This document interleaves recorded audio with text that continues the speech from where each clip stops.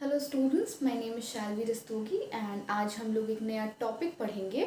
How to organism reproduce में हम लोगों ने अभी तक डिस्कस किया था इससे पहले वाली वीडियो में कि कैसे कितने टाइप्स के रिप्रोडक्शन होते हैं, कैसे कैसे ऑर्गेनिजम्स रिप्रोड्यूस करते हैं, एसेक्सुअली एंड सेक्सुअली। आज हम इन्हीं दोनों टॉपिक्स को थोड़ा सा और डिटेल में डिस्कस करेंगे। सबसे पहले हम लोग डिस्कस करते हैं एसेक्सुअल रिप्रोडक्शन के बारे में। सो स्टूडेंट्स, एसेक्सुअल रिप्रोडक्शन जैसा कि मैंने आपको पहले भी बताया है, पहले वाली वीडियो में हम लोगों ने डिस्कस भी किया है कि एसेक्सुअल रिप्रोडक्शन जो होता है उसमें सिर्फ एक सिंगल पेरेंट की इन्वॉल्वमेंट होती है, जिसमें ऑर्गेनिज्म रिप्रोड्यूस करते हैं, उनके different different twin identical twins भी बनते हैं और फिर उसके बाद डिफरेंट काइंड्स में उनका रिप्रोडक्शन होता है। तो आज हम लोग एसेक्सुअल रिप्रोडक्शन में थोड़ा सा इसी की डिटेल्स स्टडी करेंगे। तो सबसे पहले हम लोग देखते हैं एसेक्सुअल रिप्रोडक्शन के मेथड्स कौन कौन से होते हैं। There are various methods asexual reproduction के। तो एसेक्सुअल में जो एसेक्सुअल रिप्रोडक्शन होता है उसमें वेरियस काइंड्स के जो पेरेंट्स के सेल्स होते हैं उनको डिवाइड किया जाता है। जब वो डिवाइड हो जाएंगे, ऑर्गेनिजम्स के जो सेल्स होते हैं वो डिवाइड हो जाएंगे, वो एक रिपीटेड कंडीशन में जाएंगे, मतलब कि बार बार वो सेल्स डिवाइड होंगे, वो डिवाइड होते रहेंगे और इससे न्यू ऑर्गेनिजम्स फॉर्म होते रहेंगे, उसी स्पीशीज के न्यू ऑर्गेनिजम्स फॉर्म होते रहेंगे। सो बेसिकली इन एसेक्सुअल रिप्रोडक्शन जो भी पेरेंट की बॉडी होती है, पेरेंट्स जो होते हैं वो ही अपने सेल्स डिवाइड करते हैं और उनके सेल्स से ही फर्दर और ऑर्गेनिजम्स उन्हीं की जनरेशन के बाद की जनरेशन प्रोड्यूस होती है। सो ये था एसेक्सुअल रिप्रोडक्शन का थोड़ा सा इंट्रोडक्शन। इसमें जो भी आगे प्रोसीजर्स होते हैं, जितने भी आगे के रिप्रोडक्शन होते हैं, उनमें सबसे पहला होता है फिजन। फिजन स्टूडेंट्स बहुत ही आसान है। फिजन जो होता है बेसिकली डिवाइडिंग होता है, डिवाइड करना होता है सेल्स को, और इसमें दो पार्ट्स होते हैं, एक होता है बाइनरी फिजन, एक होता है मल्टीपल फिजन। बाइनरी फिजन और मल्टीपल फिजन भी बहुत ही आसान होता है। बाइनरी फिजन में आपका एक जो पेरेंट सेल होते हैं वो दो डॉटर सेल्स में स्प्लिट अप हो जाते हैं, और मल्टीपल फिजन में या मल्टी फिजन में आपका जो पेरेंट सेल्स होते हैं उनके डिफरेंट डिफरेंट जो सेगमेंट्स होते हैं वो बार बार डिवाइड होते हैं, और इसी से उनको मल्टीपल फिजन या मल्टी फिजन भी कहा जाता है। सेकेंड वन है बडिंग। ये भी एक एसेक्सुअल रिप्रोडक्शन का ही पार्ट होता है। बडिंग को भी हम एसेक्सुअल में इन्वॉल्व करते हैं, क्योंकि इसमें जो पेरेंट सेल होते हैं या जो पेरेंट की बॉडी होती है उसमें बड लाइक स्ट्रक्चर्स डेवलप हो जाते हैं और उसके बाद हम बडिंग उसको कहते हैं। Then third is the spore formation.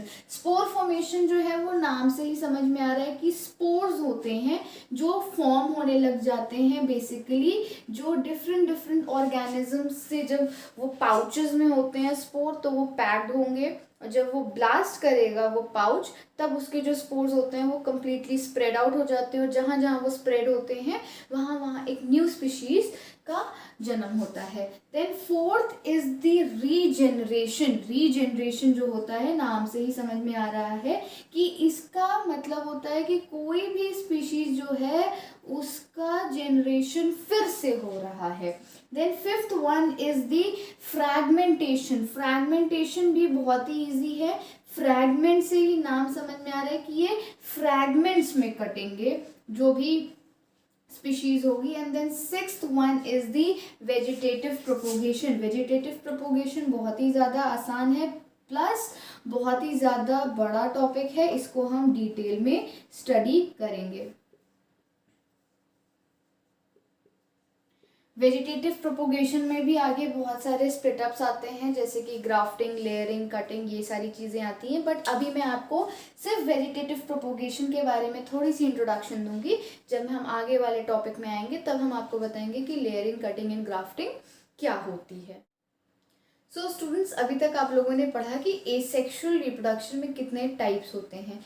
अब हम लोग उन टाइप्स की थोड़ी सी डिटेल स्टडी करेंगे। सबसे पहले हम लोगों ने देखा था फिजन के बारे में।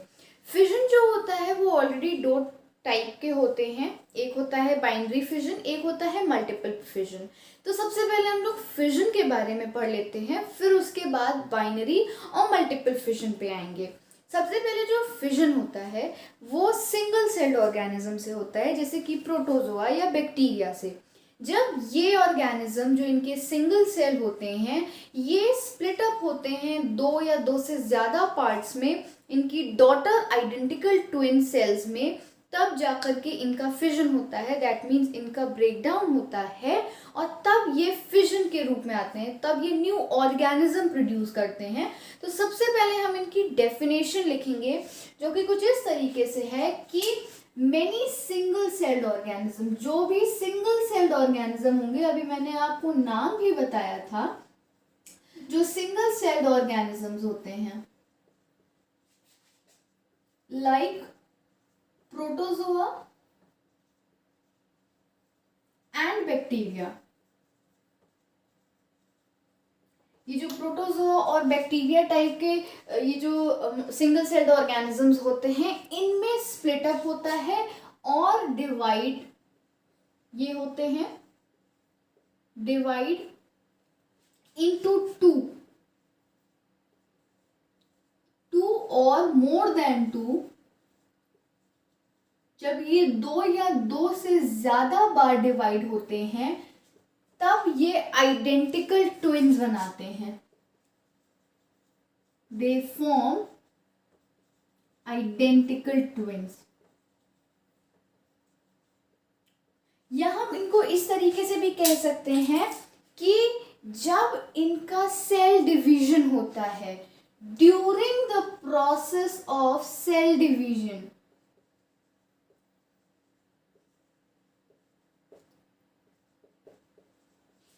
during the cell division they lead to the formation of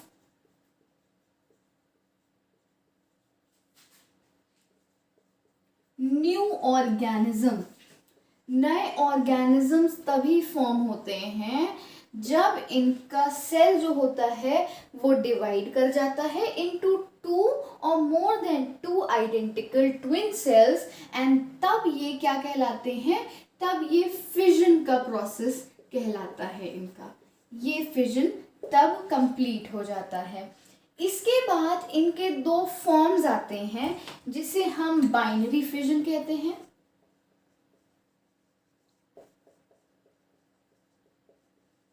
और मल्टीपल फिजन कहते हैं। तो सबसे पहले हम बाइनरी फिजन के बारे में पढ़ लेंगे। बाइनरी फिजन जो होता है वो एसेक्सुअल रिप्रोडक्शन का ही पार्ट होता है और इसमें सबसे ज़्यादा इम्पॉर्टेंट जो होता है वो है parent organism. The parent organism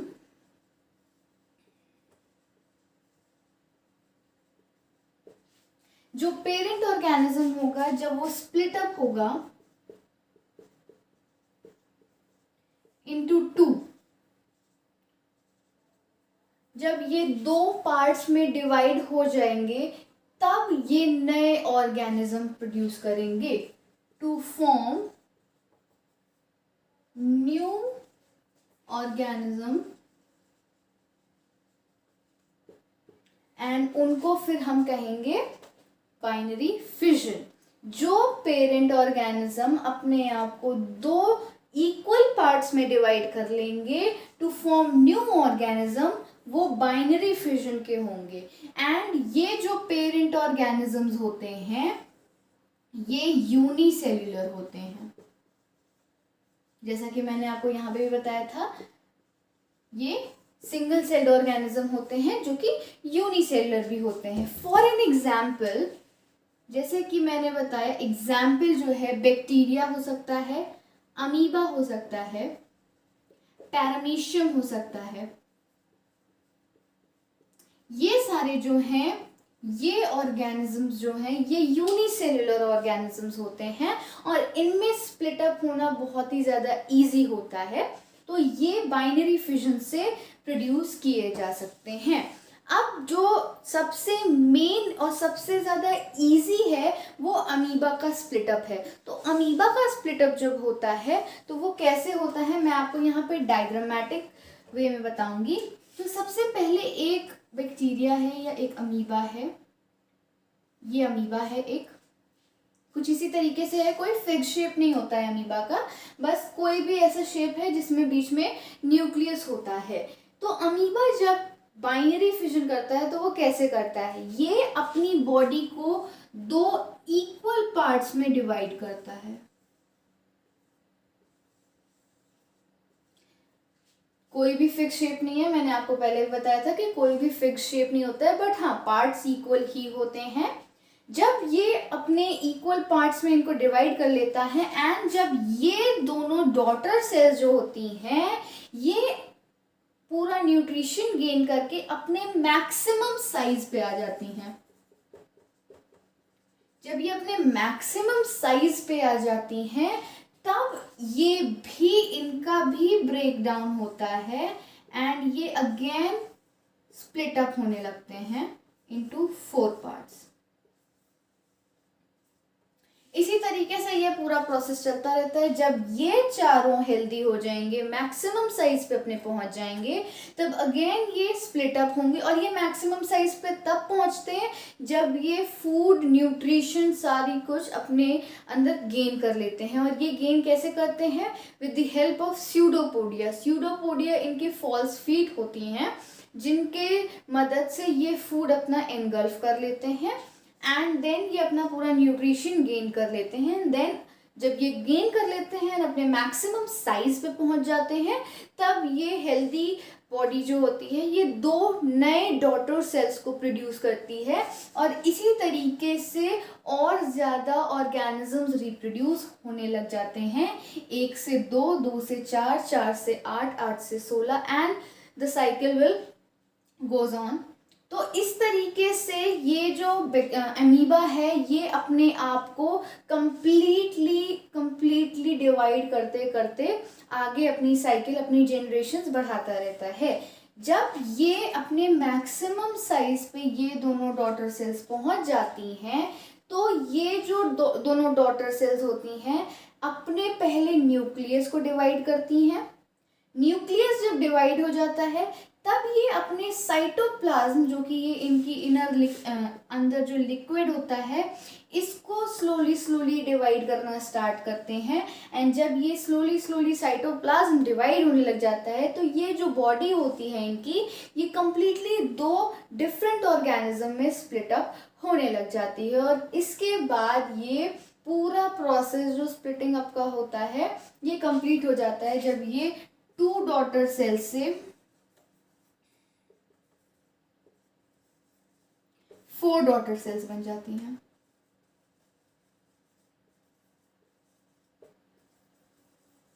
and इसी तरीके से ये और आगे फर्दर डिवाइड करती रहेंगी। इसका एक और बेस्ट एग्जाम्पल है पैरामीशियम। पैरामीशियम भी कुछ इसी तरीके से अपने आप को फर्दर डिवाइड करता है एंड जब वो डिवाइड कर लेता है तो 2 डॉटर सेल्स बनती हैं। वो 2 डॉटर सेल्स जब अपने मैक्सिमम साइज पे पहुंच जाती हैं तो पहले अपनी हाफ बॉडी को स्प्लिट अप करती हैं, देन पूरी बॉडी को स्प्लिट अप करके 2 न्यू इंडिविजुअल क्रिएट करते हैं, न्यू इंडिविजुअल्स आते हैं। इसी तरीके से पूरा बाइनरी फिजन होता है। बाइनरी फिजन के बाद आता है मल्टीपल फिजन। मल्टीपल फिजन भी सेम ऐसे ही होता है बट बाइनरी फिजन के थोड़ा सा डिफरेंट या थोड़ा सा ऑपोजिट होता है मल्टीपल फिजन। तो बाइनरी फिजन में हम लोगों ने देखा कि सिंगल सेल्ड ऑर्गेनिज्म जो होते हैं वो 2 में स्प्लिट अप होते हैं, 2 डॉटर सेल्स में स्प्लिट अप होते हैं, जिसके बाद वो 2 डॉटर सेल्स न्यू ऑर्गेनिजम्स के रूप में हमें दिखती हैं। मल्टीपल फिजन में क्या होता है कि जहां हम लोगों ने देखा था कि 2 में स्प्लिट अप होते हैं सेल्स, मल्टीपल में 2 से ज़्यादा सेल्स में ये जो सेल्स होते हैं ये स्प्लिट अप हो जाते हैं। तो सबसे पहले मैं मल्टीपल फिजन के डेफिनेशन लिख देती हूँ।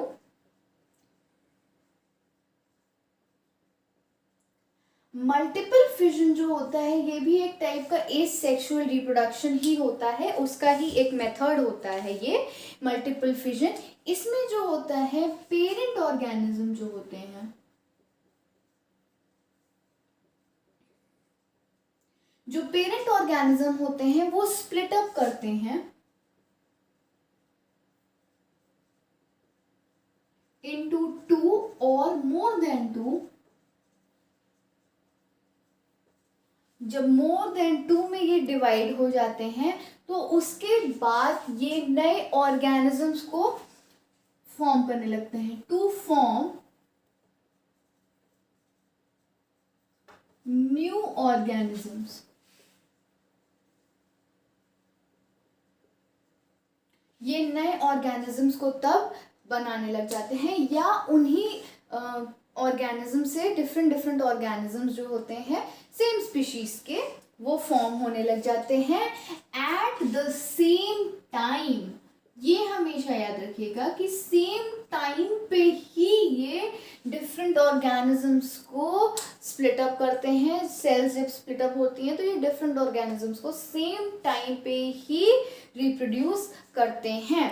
तो ये कैसे होता है कि एक समय पे जो पेरेंट सेल होते हैं इनकी जो सिस्ट होती है, सिस्ट यानी कि प्रोटेक्टिव वॉल, हम सिस्ट को प्रोटेक्टिव वॉल कहते हैं।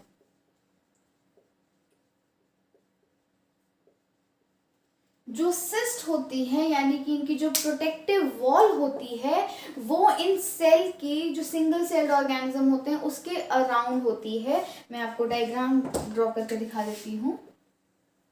ये एक सेल है, इसके अंदर एक न्यूक्लियस है, दिस इज अ न्यूक्लियस।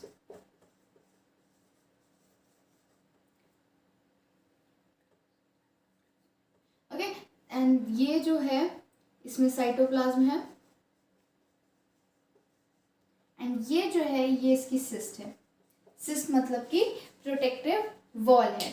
तो जब ये जो पूरा सेल है ये एक प्रोटेक्टिव वॉल के थ्रू का पूरा क्लोज रहता है और पूरा सिक्योर्ड रहता है, इसमें जब सिस्ट के अंदर न्यूक्लियस, ये जो न्यूक्लियस है ये सेल के अंदर स्प्लिट अप होने लगता है सेवरल टाइम्स, तब जा करके ये पूरा का पूरा ऑर्गेनिज्म स्प्लिट अप होने लगता है, डिफरेंट उसमें स्प्लिट अप होता है। ये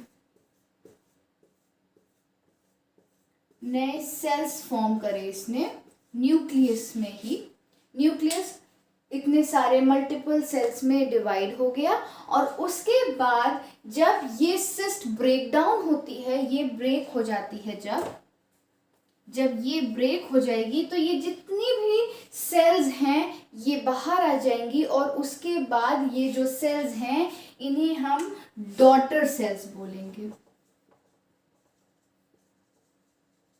ये मल्टीपल फिजन करती हैं। मल्टीपल फिजन कुछ इसी तरीके से होता है कि पहले एक वॉल होती है, एक सिस्ट होती है जिसके अंदर न्यूक्लियस होता है, वो न्यूक्लियस सिक्योर्ड रहता है, साइटोप्लाज्म भी अंदर रहता है।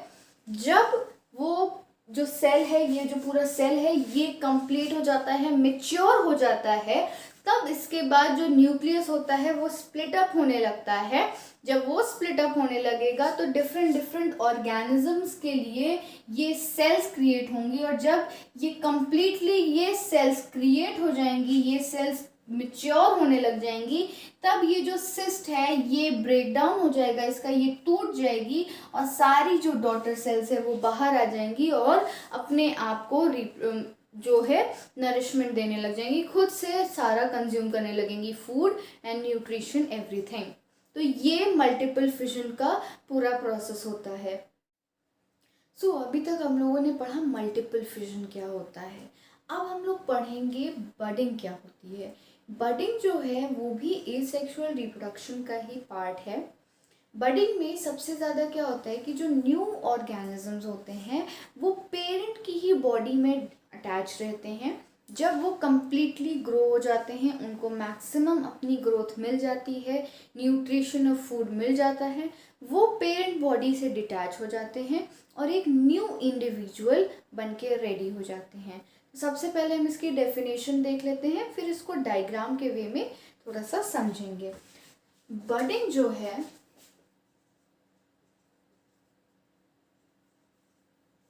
बडिंग में सबसे ज़्यादा क्या होता है, ये एक एसेक्सुअल रिप्रोडक्शन का ही पार्ट है।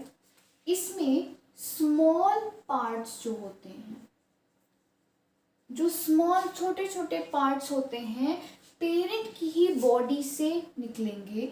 Of the body, small parts of the body,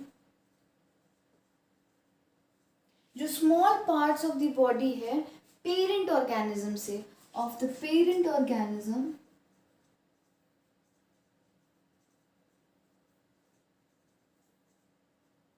जो पेरेंट ऑर्गेनिज्म है उन्हीं से आएंगे, ग्रो होते हैं। उनके कोई स्पेसिफिक रीजन नहीं है कि जहाँ पे वो ग्रो करें, वो कहीं पे भी उन पेरेंट की बॉडी पे वो कहीं पे भी ग्रो कर सकते हैं। कोई स्पेसिफिक जगह नहीं है कि उनकी एक स्पेसिफिक रीजन पे ही ग्रो करेंगे। तो यहाँ पे है small parts of the body of the parent organism grows out as a bud. ये जो बड है, ये बड लाइक स्ट्रक्चर में ग्रो होते हैं व्हेन, और जब ये बड लाइक स्ट्रक्चर बन जाते हैं तब ये डिटैच हो जाते हैं, विच detaches from the body,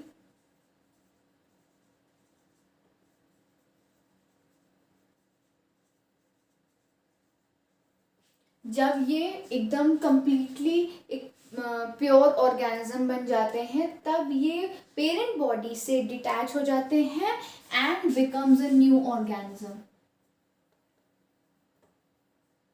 and becomes a new organism. तो ये नए ऑर्गेनिज्म बन जाते हैं। इसका सबसे अच्छा एग्जाम्पल जो है वो है हाइड्रा एंड ईस्ट। ईस्ट जो है हम लोग अक्सर देखते हैं ब्रेड बनाने के काम आती है, और जो फूड स्टफ्स होते हैं जिसमें हमको बहुत ज़्यादा फूलाने की ज़रूरत होती है, कोई भी खाने का सामान जैसे कि केक है और भटूरे के लिए जो मैदा होती है उसको। तो बेसिकली यहाँ पे जो ईस्ट है वो भी बडिंग में ही आती है, उसका बहुत ही अच्छा एग्जाम्पल होता है। तो यहाँ पे हम लिख देते हैं हाइड्रा या ईस्ट। तो हाइड्रा का मैं सबसे पहले एग्जाम्पल लूँगी। हाइड्रा में क्या होता है, ये एक मल्टी सेल्यूलर ऑर्गेनिज्म है। हमेशा आप याद रखिएगा बडिंग जो है वो मल्टी सेल्यूलर होती है। ओके, सो हाइड्रा में जो सबसे पहले हम हाइड्रा का जो एग्जाम्पल ले रहे हैं, इसमें क्या होता है कि एक, ये मैंने हाइड्रा का एक प्लांट बना दिया, इसके टेंटिकल्स हैं,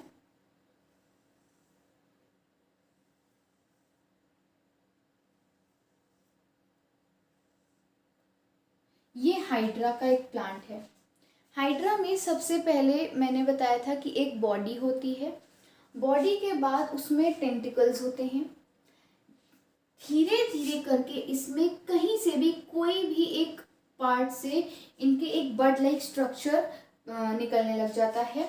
एक छोटा सा बड लाइक स्ट्रक्चर होता है पहले, बहुत ही एकदम छोटा सा, फिर धीरे धीरे करके ये ग्रो होने लगता है।